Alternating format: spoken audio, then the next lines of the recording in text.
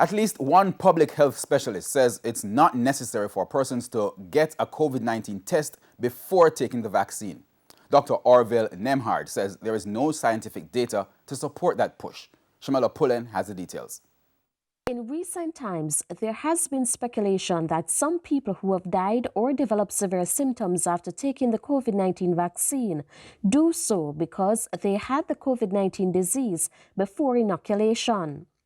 As a result, suggestions have been made for people to do a COVID-19 test before taking the vaccine.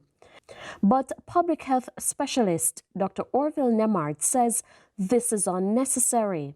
You can be negative today and positive tomorrow. In addition, the vaccine takes about 2 weeks for the process of the body's immunity to kick in. So between the time you get a vaccine and the time the body's immunity kicks in, which is 2 weeks, you could still come down with COVID-19 disease.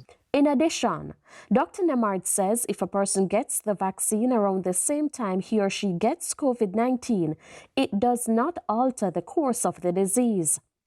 However, Dr. Nembhard points out that people can get side effects from taking the vaccine while at the same time experience symptoms of COVID-19. Well, it would not be an ideal situation because then it would create a certain amount of confusion as to which is causing which. Are we dealing with side effects versus the disease process itself, which is why the screening process prior to administering the vaccine would tend to exclude persons who are ill just for this purpose. You don't want to confuse the two. I'll just go on to say one thing.